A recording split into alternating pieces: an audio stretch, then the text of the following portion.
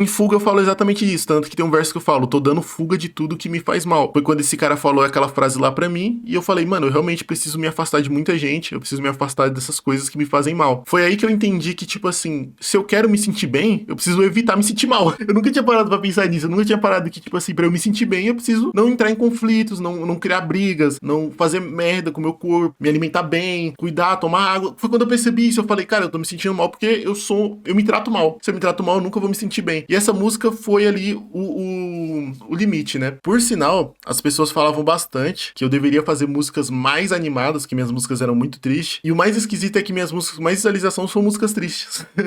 As músicas que o pessoal mais gosta, minhas, assim, que fala que marcaram a vida deles, são músicas tristes. Olha que loucura. Agora vem um evento, né, que é uma queda, que é um momento que mexeu muito com a minha cabeça, que foi a pandemia. Eu tava editando um vídeo aqui e eu vim fazer um complemento. Viver de música no Brasil é muito difícil. A gente recebe 4 vezes menos do que nos Estados Unidos. Então, um cara ali que, por exemplo, fez os 100 mil visualizações que eu fiz no Spotify. Cara, o cara ganhou uma nota. Eu ganhei R$ 300, assim. E óbvio que eu tava numa distribuidora ruim, eu já fiz um vídeo sobre isso. Eu tava numa péssima distribuidora. Mas mesmo numa distribuidora boa, ainda assim é muito difícil você viver de música. Você precisa estar ali em playlist constante, você tá disputando com artistas gigantescos que possuem muito dinheiro. Com o dinheiro você consegue alavancar sua música muito mais.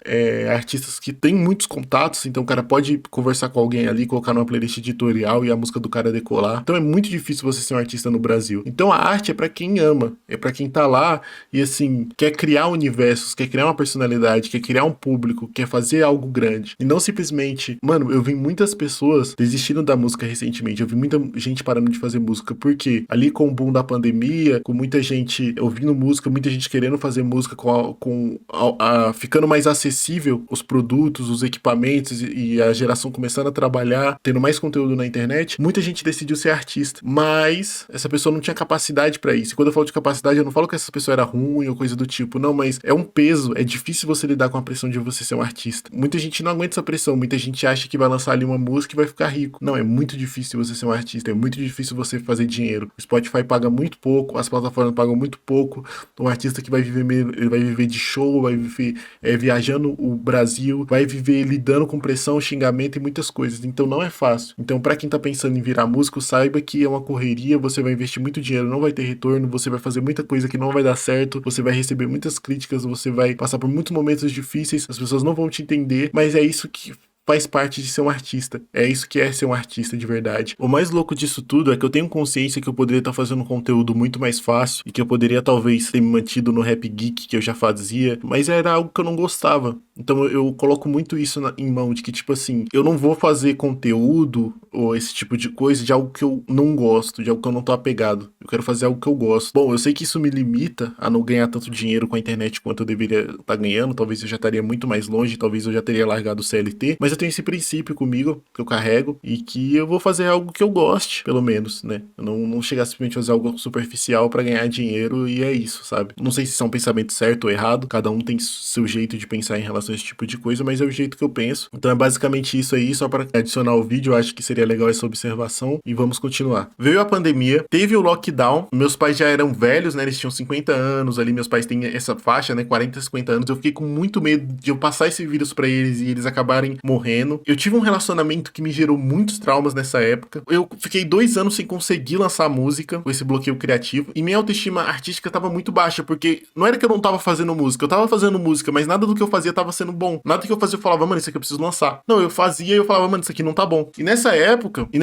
eu criei o álbum Transtorno de Estresse Pós-Traumático. E foi exatamente toda essa fase onde eu tava triste, toda essa fase onde eu tava triste por causa do relacionamento, triste por causa da pandemia, essa ansiedade grande, onde eu tava isolado, e eu decidi fazer esse projeto. Então esse projeto, ele vem contando tudo isso, sabe? É focado nessa época da minha vida. E ele é um projeto que eu guardo com muito carinho no meu coração até hoje. Então, assim, a cronologia pode não tá batendo 100% com as coisas que eu tô falando aqui, porque na época eu era muito metódico. Hoje em dia eu melhorei um pouco nisso, mas eu apagava, repostava, postava e repostava os vídeos. Hoje em dia eu não faço mais isso, mas eu fazia isso na época. Chegou uma época que o pessoal começou a conhecer minhas músicas, e além disso, meus pais me deram muito suporte também na minha carreira. No início, não tanto. mas depois sim. E isso eu achei muito foda. Eu acho que são poucos pais que dão apoio assim pro filho dessa forma. Então nisso eu só tenho a agradecer a minha mãe e ao meu pai por ter ficado do meu lado em relação às músicas. Até hoje eles escutam, meu pai decora minhas músicas. Fico muito feliz por ter pais tão foda como eles. Agora a gente vai pra 2023, depois de 2 anos ali, foi em 2021, né, que eu sumi. Então depois de 2 anos, volto em 2023 com a música Zero, que é o meu renascimento. E eu tive um retorno constante. 2023, 2024 foram anos que eu lancei pelo menos 6 músicas. Então foi quando eu comecei a voltar, minha cabeça começou a ficar boa, eu comecei a cuidar muito de mim. Na época da pandemia eu comecei a fazer academia, eu comecei a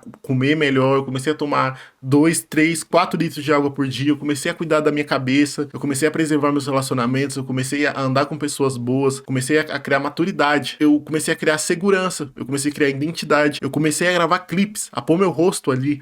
Então eu tive uma evolução, eu troquei a minha interface, eu troquei eu comprei um PC melhor, então as coisas estavam evoluindo. E agora a gente vai para os projetos recentes, né, que foi quando eu realmente acho que eu atingi um nível de maturidade muito grande. E a gente vem para os projetos recentes, onde a gente vem com o Underground Season, que é um projeto onde eu experimento, é um projeto onde eu produzo algumas batidas, usando o conhecimento do KJ, de mixagem, masterização, eu mesmo produzo minhas próprias músicas, e foi ali onde eu senti que eu atingi um nível de maturidade muito grande como artista, de questão de qualidade, de produção e coisa do tipo. Então é um projeto muito querido pra mim. Vem o 011 031, foi lançado o ano passado, que é um projeto meu e com o Matheus. São 4 músicas que, assim, pô, eu e o Matheus, a gente tem 10 anos de amizade, a gente se conheceu naquela época do Rap Geek, a gente se conheceu quando eu tinha 12 anos, hoje eu tenho 22, então assim, faz 10 anos de amizade, a gente se conhece. O cara, quando eu fui fazer meu primeiro show, o cara tava lá, mano, o cara saiu de Minas Gerais e veio pra cá. Então assim, só agradecer ao Matheus por estar junto comigo. Teve o meu coletivo também que surgiu, que foi a East Side Clan, que é onde a gente faz uns projetos, que é onde eu me conectei com pessoas que, tipo, eu não me imaginaria que eu iria me conectar, tá ligado? A música, ela me uniu com pessoas que hoje em dia são meus amigos, que me ajudam ali em momentos difíceis, que eu ajudo eles também. Então são pessoas muito queridas, que a gente tá sempre junto trabalhando, eles me ajudaram a gravar clipes, eu sempre tô tentando ajudar eles com projetos de mixagem, masterização e coisa do tipo. E por último, né, vem meu último projeto, que é o projeto Onyx, que foi uma ideia de marketing. Esse álbum, ele surge como um marketing para outro álbum. Ele era um álbum que eu ia fazer ele meio que no foda-se. Depois eu ia vir nos stores, inventar um monte de mentira falando que eu tava preso a uma gravadora e que eles tentaram me sugar e que esse álbum